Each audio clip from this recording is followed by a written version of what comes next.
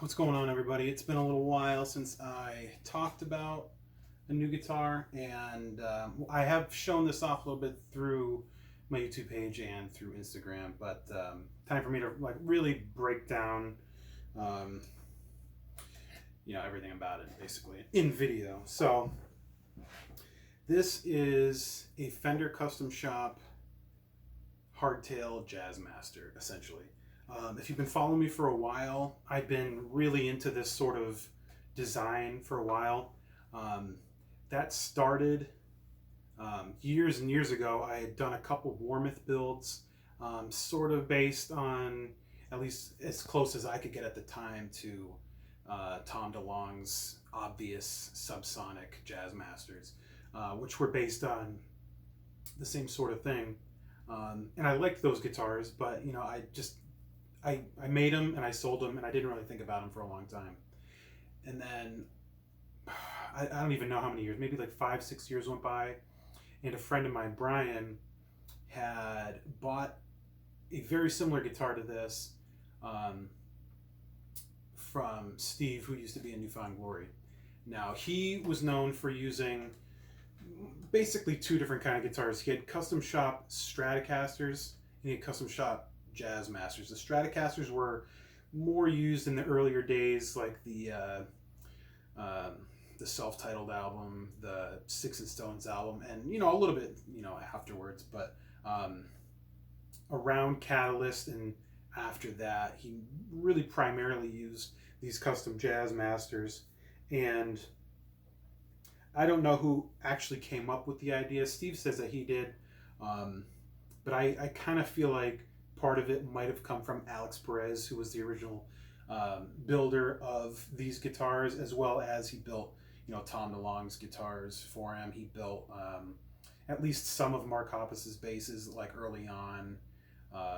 He built the basses for Ian New Found Glory and a bunch of others. And this design eventually kind of morphed into the Jim Root series, which has some very obvious similarities. And anyway, so Brian bought this guitar from Steve a couple years ago. Not this guitar, but a very similar one that had a red burst finish and had a black pickguard, a white pickup. And I did a bunch of videos with that guitar about 1.5 to 2 years ago. About 1.5 years. And I fell in love with that guitar. It was the best guitar that I had honestly played at the time, and I was pretty bummed that it wasn't mine. So basically what happened was Brian bought the guitar knowing that it was going to need a lot of work. So he hit me up. He's like, hey, I think you'd be really interested in messing around with this. I know you like fixing up guitars. Would you be interested? And I was like, hell yeah, that'd be really cool. Little did I know that it would spark so many builds that I've done in the past 1.5 years because of that guitar. And I knew that the hardtail Jazzmaster was, I really quickly knew that it was one of my favorite designs, even more so than the hardtail Strat. I mean, it just has something special about the offset body design, because when you're playing the Stratocaster, when it has not an offset, basically means like this cutaway is shifted away from this cutaway. So when you have a Jazzmaster, the whole guitar kind of sits forward like this, compared to the Strat, which would sit a little bit further back. So the bridge would be back here, and when it's shifted this way, it's just a little bit more comfortable. It's a little bit easier to do riffs and stuff, mostly just when you're sitting. It doesn't make a huge difference when you're standing. But it was just something that I fell in love with hard. And I made a couple videos talking about what I had to do to fix it up, and I made a bunch of covers with it. He was totally cool with. He said, mess around with the guitar as long as you want before you send it to me. And I just wanted to make a couple videos and pass it out to him as soon as possible, because I didn't want him to have to wait. But I told him, I was like, listen, if you ever sell this guitar, I'm very interested. But what ended up happening was Brian had the opportunity to buy something else that none of us really expected, really quickly, and so he had to sell that Jazzmaster pretty fast, and I wasn't ready for the sale. I wasn't prepared for it, and it slipped away, unfortunately. Now, since then, I've done how many Jazzmaster builds since? I mean, I think the first one I did since was a black one, but it had a maple fretboard. It had an Invader pickup. That was the first one that I did since sending that guitar off. And then I did a red one, which I was very fond of. I really like that guitar. I actually recently heard from the person that bought that guitar, and he said he just like tracked some songs with it, and it was really doing a lot for him. And that was one of the ones that I feel like got away a little bit. That was a really nice guitar. I made a yellow one recently that was like kind of dinged up and relic, whatever, but that was a really cool guitar. It sounded great. I made my Koa Jazzmaster, which I still have. It's sitting up on the wall over there. I made a white relic. I made another subsonic with an actual subsonic neck. At least, a couple more. I had the plaid one, obviously. But the plaid guitar, that was, in my eyes, meant to be like my guitar. That was, for all intents and purposes, meant to be, the lifer guitar for me, because I really planned for that to be perfect in my eyes, and it wasn't perfect. It didn't really work out. It was a great guitar, to play, and the sound was great, but I had some issues with the artist, and it kind of left a sour taste in my mouth. So there was always just that little thing in the back of my mind basically saying, like, I had no interest in selling the guitar, but if the right guitar came along, that would go. And I had no problem letting that go. So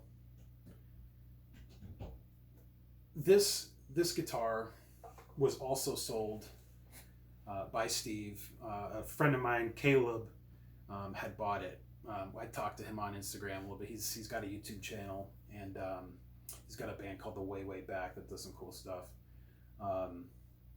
He had this guitar. I think he owned it for about the same time. I think he bought it just after Brian had bought the other one, so he had it about a year and a half, and he seems pretty in love with it. And I told him, I was like, I really like this guitar, but I didn't expect that he would sell it. And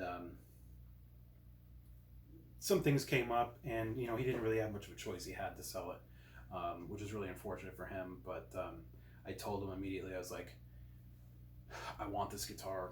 If you're definitely interested in selling it, let me know. And he said, yeah. He gave me a number, and we came to an agreement. And I got the guitar, maybe a few weeks ago, maybe a month ago. I don't even remember now, but it really is a fantastic instrument. I'm really, really glad I was able to make it happen. I've barely put this thing down since I bought it. I actually had the opportunity to buy this before Caleb bought it, but I hesitated, and because I wasn't super sold on the black color. I mean, I like black guitars, but they're not my favorite. And after he had sold this, he told me, he's like, yeah, I'm not selling any more of my Jazzmasters. He had a couple other guitars that he said he wouldn't mind parting with, but I was really partial to the Jazzmaster, and I knew that it would be the guitar for me. So yeah, so here it is, basically. Like I said, it was made by the Fender Custom Shop. What really sets that apart from all the ones that I've made, I mean, it's hard to really explain something like that, but it's just a feel kind of thing. They just really use really great wood. They use really great finish for their necks. Like it really is an exceptional feeling neck. I really like it a lot. It's not sticky or anything like that, like some Fender necks can get. The frets are nice and big. It's really easy to do like bends and vibrato and stuff like that on there. I have this with 10 to 52 strings. Usually I'll use 9 to 46 on most Fenders, but it was already set up for 10 to 52, so I just kept it with that. I didn't really want to mess with anything. It has a EMG 81 pickup in it, a standard, Fender hardtail bridge, and it's just got like what they call a hot dog route. It's just like the hot dog shape right here that just kind of has all the guts in there. And I actually took the neck off of this guitar when I got it just to kind of see what was going on. And the date on this guitar on the back of the neck was actually the same date for the red Crimson Burst one that I really fell in love with. So this was actually made on the same exact day by the same builder, Alex Perez, who's made legendary guitars. And the red one got away, but I got the sibling. And honestly, I think that I'd probably rather have this one. I think this one's a little bit more my style than a sunburst guitar is. I don't usually jive with a burst, not sunburst, but a burst in general. What was I saying?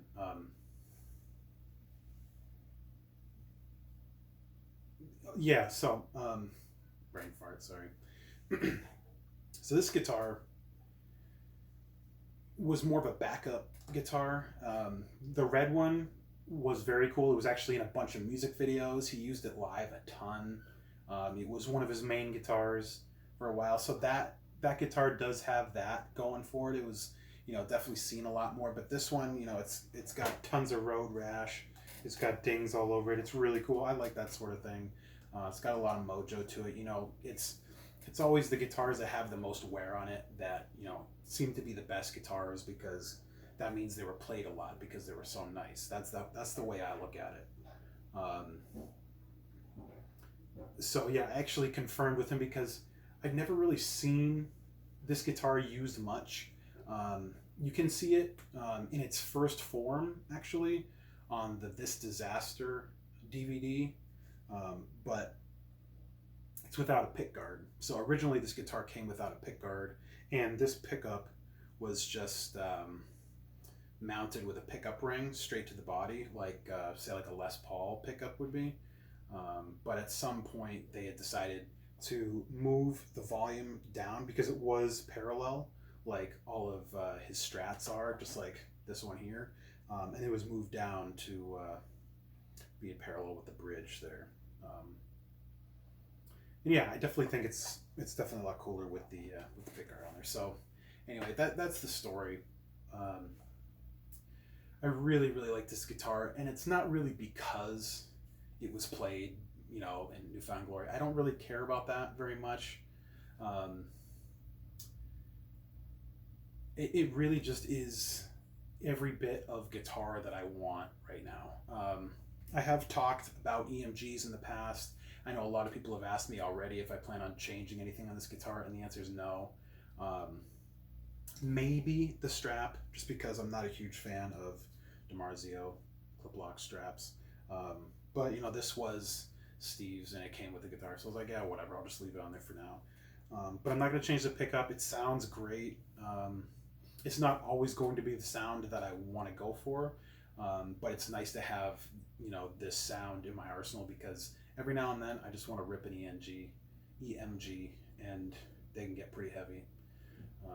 So expect it in a lot of content, in the future. I've said this before. I know I've said this before. I don't plan on selling this guitar. Something really big would have to happen for me to even consider selling this. Either I'd be forced to, or something, just came along, and I really don't expect that to happen. Even if, like one of Tom DeLonge's Strats, came up. I've said before that was always my dream guitar, but I know that the Jazzmaster is just a little bit more special to me than a Strat. As much as I love my Fiesta Red Strat, I really connect with these instruments a lot. So I've already been recording a bunch of stuff for my new album with this guitar. I just recorded a whole song using only this guitar. Most songs that I record with, it'll have a little bit of this guitar, it'll have a little bit of my 335, it'll have a little bit of something else in it, but this is really ticking a lot of boxes, and it's sounding great in a lot of different scenarios. So I'm really happy with it. So if you have any questions at all, let me know. I'm just gonna do like some quick riffing for right now, and let me know what you think. I'll see you later.